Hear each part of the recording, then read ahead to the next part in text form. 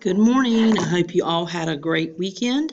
Um, I'm going to share with you our PowerPoint for the week, and I think there's actually one that we'll be going over. We'll have some information from last week and this week on our test on Friday. So, what we're going to talk about today are basic skills you need for work, and we call those foundational skills. Think about when someone's building a house and they have to create the foundations for the house so it's solid, so it won't sink or fall, or the house will be able to stand and function correctly. So you think about your basic skills are just like the foundation that you would need to be able to work. So what are foundational skills and why do I need them? The basic skills, foundational skills are the basic skills you need for a job or career or occupation. And remember last week we talked about the difference in those three, and we'll review those some this week. So when you think basic skills, it's just the simplest thing that you need to be able to work. And it's just so you can be successful. Think transferable skills. Think about skills you have at home, school, and work. Those are ones that we've talked about before. Okay, so let's talk about the first category, and that is your basic skills. Think about what you learn in school. I'm not going to go through all of these. You know what they are. You can look at them.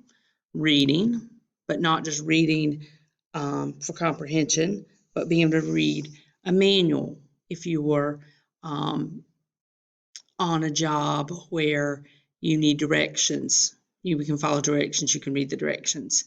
Writing. Think about writing a professional email. Writing down directions for someone else. Reading a report. Writing a report. Math, just the basic math that you would need for problem solving. And listening is very important because you're not just listening to hear what someone's saying. You're really listening to learn. And so you have to listen for important details. And also, just like we've practiced getting in front of people speaking, you need to be able to have your thoughts clearly organized and be able to share with others in a professional way. Okay? Then you have your personal qualities. Think about your character traits, your personality, your attitude, your interests, those things that we talked about at the beginning of the school year. Personal qualities are things like responsibility, self-esteem, sociability, self-management, and integrity. Now, we have gone through all of these and before, and you know what each one of them are, and you can look back over them. You can decide yourself which one you think is the most important. But you can read through the descriptions that I have and know that these are important at work, school, and home. And then you have your thinking skills. Thinking skills are really processing the information that someone gives you and being creative with it.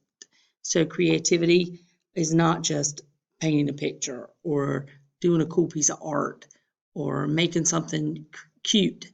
It's actually generating ideas. You can help better a company or a business with creative ideas.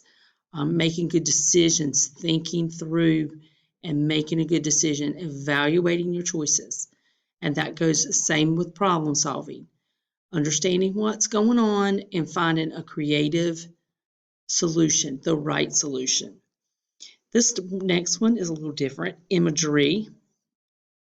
It's really, some people say, seeing things in your mind's eye. That's kind of confusing to me, but think about if a picture you see, something that stands out in your mind, it doesn't go away. Maybe you've watched a movie and it's a little scary and there's a scene in there you just can't get out of your mind. That imagery, that thing that you can't forget, that's what I'm talking about. Knowing when you see something at work, you're able to remember it, remember the symbols, the pictures, or graphs. I'm not talking about the movie anymore, but I'm talking about processing images and remembering things, keeping those ideas in your head. Okay, this next one might sound kind of silly, but knowing how to learn, using the right techniques and using knowledge and skills. Knowing if you need to use reading, if you need math, if you need writing, using those skills that you already have correctly. Okay? And then the last one is reasoning. And that goes along with decision making and problem solving. Understanding the connection between two things and then problem solving. We'll talk more about these this week. And then workplace etiquette. We'll talk more about this week too. Appropriate and professional ways to behave at work, and have a video for you there. So here are some examples. You can read through those. Be on time, have a confident handshake, turn off your cell phone, come to work on time, have appropriate conversations, no bad language, no dirty jokes, no gossiping. Again, know how to write a professional email, dress professionally, and get along with others even when it's difficult. And that is our PowerPoint for the week. I know I went through that quickly, but it's still up to you to look back through these and to be familiar with them for Friday. And we'll talk about them in class some more, and we'll have our quiz on Friday, either in class or online. If you have questions, please email me, and I hope you have a great week.